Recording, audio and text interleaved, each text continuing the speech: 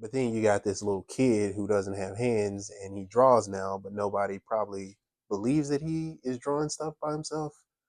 Um, and somehow or another, my mom, well, she worked for the city, and she found out about the program at the South Dallas Cultural Center.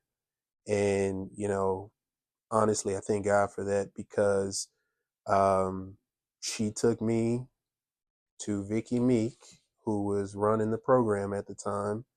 And it's just like, my son, he draws stuff and he likes to do it. And Miss Vicky, she didn't ask a question. She was like, she wasn't worried about whether I had hands or not. She's like, cool, we'll take him.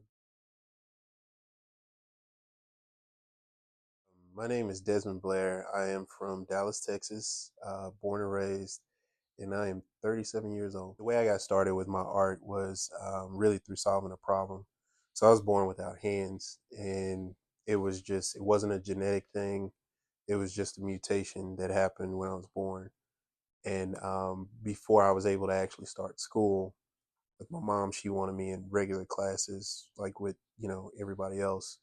So in order to do that, I had to learn how to write, and that's kind of where my journey with art begins. I like capturing people in those moments where they're like contemplative, right? And that's just because now we got notifications going off all the time, and messages and emails and text messages. And so I like capturing people in those moments where you really kind of get to see who they are. And so that's kind of like the premise or the idea behind my work. It doesn't matter who it is. I know we all have those moments where there's those brief windows of transparency where you kind of get to see, okay, who is this person when all the noise is not there. I am using my work to raise money for different charitable organizations. And so you think, if I had to give my eulogy, I want that artist slash philanthropist in there. Do it anyway. They're going to keep selling art supplies. They're going to keep selling paint. And unless somebody is just like physically taking it away from you, don't be afraid to use those things. At least that's what I use. But whatever medium it is, music, dance, theater, writing, it's just, don't be afraid to be expressive. Expand what people think about Dallas. Like, it's not just a big city, it's also a creative city. And these people are here. There's no evidence of your experience later on in history, it's easy for people to say that it didn't happen. And so I think it's important for there to be um, representation and for artists of different communities, different identities, different backgrounds to speak on things that have happened to them, things that they're going through, and who they are, because it'll inspire others to, and it'll, what it's done for me, um, when I have seen it, is kind of validated my own experiences. I'm Inyang Essien. I'm 31 and I'm from Dallas, Texas. And I'm really influenced by cultural experiences. A lot of my work features hair and Nigerian hairstyles. There are things that hairstyles that I have photographs of my mom wearing, and I was just really inspired by that. I feature a lot of textiles as well, Ankara fabrics, just things I saw growing up, as well as my own personal experiences, like sexual identity and just a journey of becoming or coming into yourself and being comfortable with yourself as a Black person in the U.S. Is talking. I'm talking about hair and how we are perceived in this country as Black people. In addition to that, being a woman, being a queer woman, and all of those things, how they tie into my experience. Black hair is very resilient. It can go through anything. I have pieces that speak to the period of time during the transatlantic slave trade where um, the enslaved would carry rice and other grains in their hair. And just the power of hair as a lens-based artist, I have faced challenges in the art world, in different art spaces, in photography being considered art. Um, Through photography, we are able to memorialize moments as they exist, a moment that will never exist again. Use a lens to do that, and I think that that makes photography so unique that you can bend light and take this experience and showcase it in a way that another person might not be able to do. I don't create so that I can be popular. I create to tell the stories as they are, and so that it's documented in history.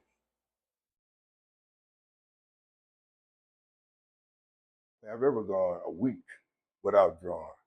Because at some point I'll be watching TV and all of a sudden I might see something and it'll just remind me of being an artist. Next thing I know, I'm out here because I enjoy it. I just enjoy doing what I do, and it's not about the money. It's not even about fame. The main thing was that the thing I was happy about was that when me and my son was reconnected, I was happy to be able to present myself to him as an artist. My legal name is Sam Fuller Jr. My art, well, actually, my old black man art is just my email, whatever. So oldblackmanart@gmail.com. I'm from Pittsburgh, PA, but I've lived in once I left home in 18, I've been everywhere. It's just 8 states, numerous cities. I'm 77. I pretty much draw about the things that that were like a part of my life. So I always say like music, uh, the church, females, sports, and then just urban life period. I'm influenced the most by, first I would say Picasso. What I always liked about Picasso was just his ability to just think outside the box all the time. He was just always out of that box. It was just like, and that blew my mind. I seen a documentary on him, and he's just like, he was painting up till 91. The fact the day he died, he was drawing. So guys in jail, they want you to do stuff like make cards for the wives and girlfriends, just different artistic stuff. And what happened was I would do one thing and somebody would say, can you do this? And it became a hustle. And that's basically the whole 2 years, all I did was just draw. And colored pencil was the only thing available. Even markers were contraband. Pens other than a blue or black pen was contraband. So I just learned how to, work in pencil. And over those 2 years, I just fell in love with it, and it just became a part of me. So that was the beginning of me signing my artwork, Sam Fuller Jr. and Laban. At this point, my son was 10 in 2000, and I remember thinking, I hadn't seen him since he was 2, so it's been like 8 years since I seen. I had no contact with his mother. I didn't know where he was at, what he was doing, because I was caught up in what I was doing. And so that was the beginning of me signing his name, and that was just to say, well, I know I'm not there physically, and I haven't been there, but this is just to let you know I'm thinking about me. Just me, my pencil, and my paper, and I love that. I love it because most things you need somebody else in the mix. If you're an actor, well, if you can act, but you need a stage. You need somebody to film. So with art, it's like, and I'm not thinking in terms of the sale. It's like either I sell it or I don't. I don't care if they buy it or not. Because that doesn't take anything away from what I've done. See that. So that I get much satisfaction out of the creative part on my end. It's about how we can see our own heart, and is it our heart uh, good soil to plant new and good ideas, or is a it is a desert, and where it's too hard to plant.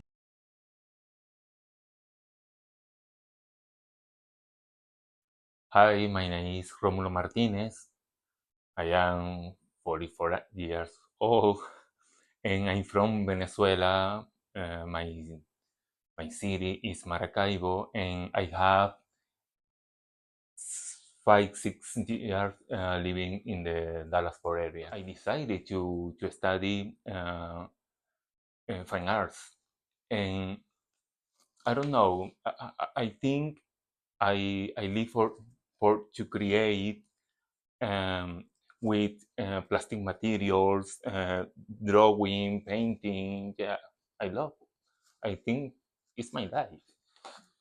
I think what inspires me, my inspiration is the nature, is the family story, is my city Maracaibo, is my personal journey, is the stories that I heard from other people, the society, and I try to put on all that knowledge, concepts, ideas in my work. I would like Romulo Martinez, the lover of the color. Yeah, the lover of the light, the nature, the lover of the detail.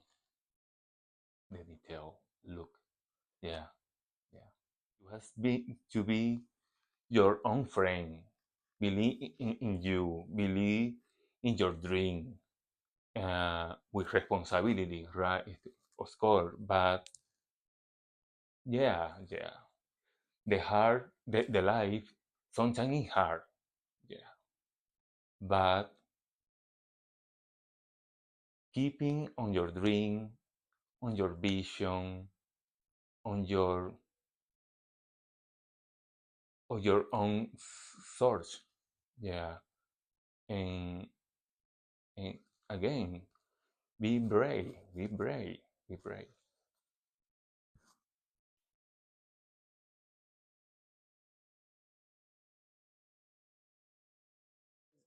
There will be many things that happen that will make you doubt yourself, but you're important. So I hope my story will resonate with others, even if they walk down the same path or not, to just hold your head high and remember the star that you are, because we all have a light, we're all tied to a star in some way. So we have to remember that.